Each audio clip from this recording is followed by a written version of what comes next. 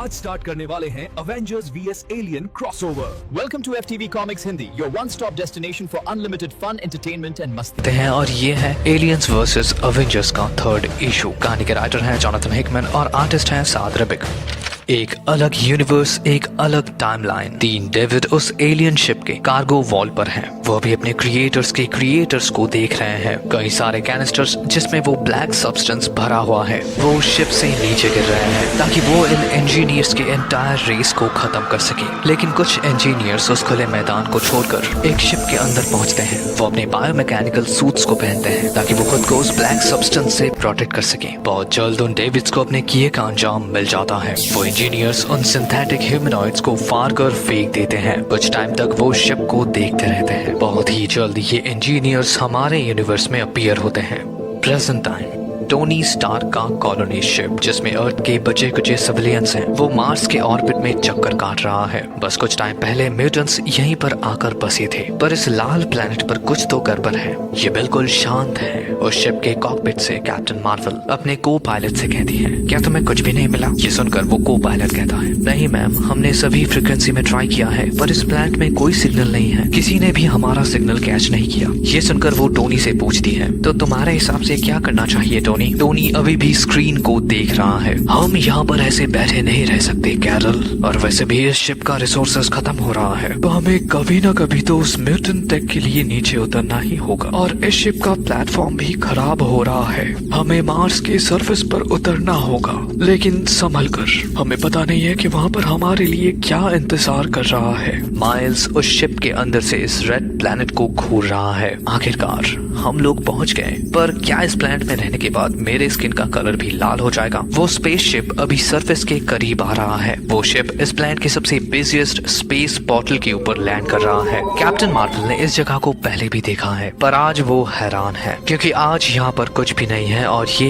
एक ghost town के जैसा है। माइल्स उस शहर को देखते हुए सोच रहा है, पता नहीं क्यों पर मुझे कुछ ठीक नहीं लग रहा है। कैरल, माइल्स और टोनी उस एयरलॉक चेंबर से निकल रहे हैं। ऐसे में माइल्स टोनी से कहता है, वो तुम कहाँ जा रहे हो? अगर हमारे ऊपर कोई हमला कर देता है तो तुम्हारे इस व्हीलचेयर को पकड़कर दौड़ेगा कौन? तो अपने व्हीलचेयर को पकड़ो और यहीं पर बैठो क्योंकि तुम्हारे जवानी के दिन गए। क्या मैं उतना भी बुढ़ा नहीं हूँ? और वैसे भी यहाँ पर सिर्फ मैं ही हूँ जो उस टेक को फाइंड आउट कर सकता है, और ये कोई व्हीलचेयर नहीं है। टोनी अभी एक बटन प्रेस करता है और वो व्हीलचेयर ट्रांसफॉर्म होकर बनता है एक वेपन से लेस आयरन मैन सूट। ये एक सूट है बच्चे। ये देखकर माइल्स कहता है, हाँ मुझे पता था, मैं तो बस मजाक कर रहा था। आपके पास कुछ ऐसा है मैम?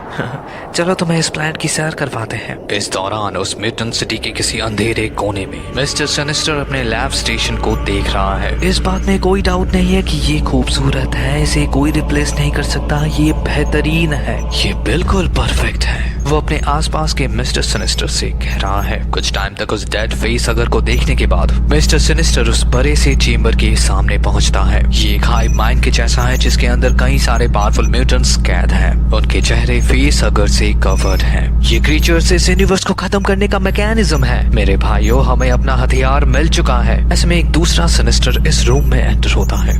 वो शिप लैंड कर चुका है, तो वो आ गए हैं, तैयार हो जाओ। इस दौरान कैरल, टोनी और माइल्स उस शहर के रस्तों पर है। ये जगह मुझे पागल कर रहा है, ये बहुत डरावना है। टोनी अचानक रुक जाता है। उसका आर्मर सिटी स्क्वायर पर एक हीट सिग्नेचर कैप्चर करता है। हमें चलना होगा। वो तीनों हीरोज अभी उस लोकेशन की तरफ बढ़ने लगते हैं। मिस्टर सिनिस्टर उन सुपर हीरोज का वेट कर रहा है। ककून से बने एक थ्रोन के ऊपर वो बैठा हुआ है, जिसे देख टोनी कहता है, तुम्हें तो नरक में होना चाहिए ना, या फिर तुम्हारे इस डरावने चेहरे को देखकर तुम्हें वहाँ से भी निकाल दिया। ये सुनकर सिनिस्टर कहता है, नरक तो तुम्हारे दोस्तों से भरा हुआ है टोनी। जिसे सुनकर टोनी कहता है, वो कहाँ है? तुमने उनके साथ क्या किया? मैंने कुछ तो किया है पर मुझे याद नहीं आ रहा है। ऐसे में माइल्स वहाँ पर अपीयर होता है। क्या तुम इकलौते सर्वाइवल हो? बाकी सब कहाँ है? मैं इकलौता सर्वाइवर हूँ, तुमने सही कहा, पर मैं अकेला नहीं हूँ। इस दौरान कुछ सिनिस्टर्स उस कॉलोनी शिप के करीब पहुँचते हैं। उनके हाथों में बहुत ही अजीब से कैनन्स हैं। वो भी उस शिप के अंदर आते हैं, जिसे देख वो सर्वाइवर्स डर जाते हैं।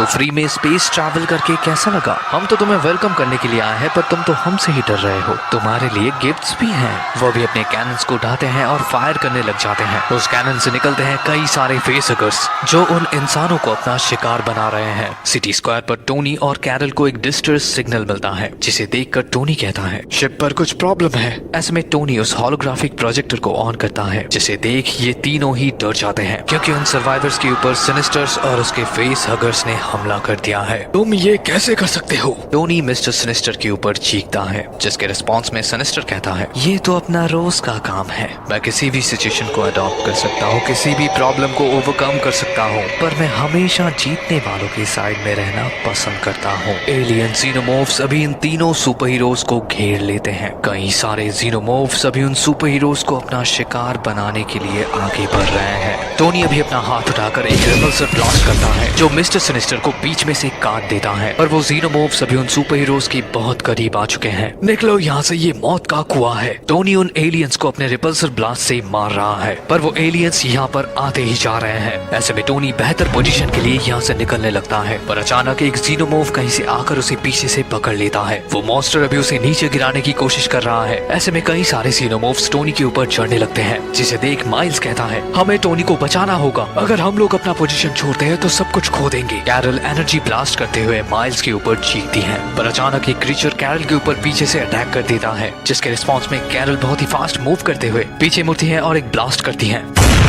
जिससे वो एलियन तो मर जाता है, पर उसका एसिड ब्लड कैरल के बॉडी पर गिरता है।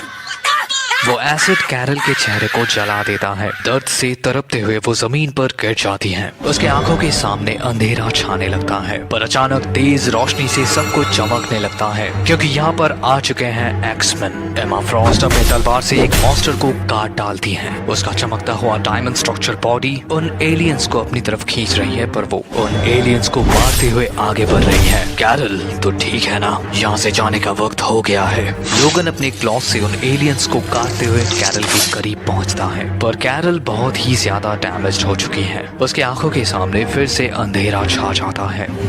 कुछ घंटों के बाद मार्स के जंगलों में मैनिफोल्ड कैरल को संभाल रहा है। कैरल अभी होश में है। हम कहाँ हैं? बाकी सब कहाँ पर है? ईडन, लोगन, एमा और आर्मर उसके करीब बैठे हुए हैं। एमा उसके करीब आती है। वो एक्सप्लेन करती है कि वो भी शहर से बहुत दूर हैं। वो जीनोस, टोनी और स्पाइडी का पीछा कर रहे थे, और तभी वो उस बैटलफील्ड से निकल आते हैं। जब हम लोग उस बैटलफील्ड से निकल रहे थे, तब हमने तुम्हारे शिप को देखा, वो जल रहा था। कैरल, एमा की बातों को सुनकर कैरल कहती है मुझे पता है वो दोनों सही सलामत होंगे, पर वो एलियंस सिनिस्टर को क्यों नहीं मार रहे थे? कैरल के बातों को सुनकर आर्मर कहती है कुछ दिनों पहले मैंने एक सिनिस्टर को मारा था, और उसके अंदर एक जीनो का एग था। शायद वो उन जीनोस के साथ मिला हुआ है। सिनिस्टर इनक्यूबेशन साइकिल का एक पार्ट है। मुझे वापस जाना होगा, टोनी और माइल्स को ढूंढना होगा। कैरल की बातों को सुनकर लोगन उसके सामने आता है। तुझे पता है ना, ये हराम के बिल्ले बहुत टफ है, ये रुकने वाले नहीं है, पर तू हमारे साथ रह। अगर हम एक साथ होंगे तो प्रोटेक्टेड रहेंगे। लोगन की बातों को सुनकर कैरल अपना सर हिलाती है। हम लोग स्टीव और ब्रूस को छोड़ आए हैं। वो मेरे दोस्त थे।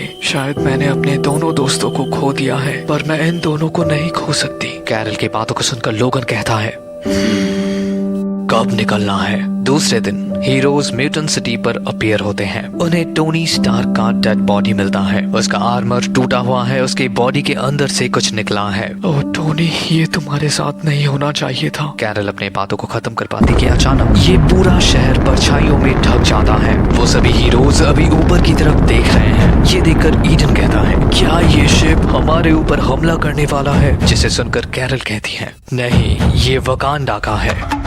और यहीं पर खत्म होता है एलियंस वर्सेस अवेंजर्स का थर्ड इशू। अभी के टाइम पर कैरल अवेंजर्स टीम की इकलौती मेंबर है जो जिंदा है, पर हाँ उसके साथ म्यूटेंट्स हैं, और वकांडा के लोग भी बैटल के लिए आ चुके हैं। तो क्या वो मिलकर अर्थ को रिक्लेम कर पाएंगे, या फिर वो मार्स को रहने लायक बनाएंगे? ये जानने के लिए चैनल को सब्सक्राइब कर लें। Please like, subscribe to our channel, comment your favorite topic. For an upcoming project we will meet soon with updates on a new movie or TV show. Thank you for watching.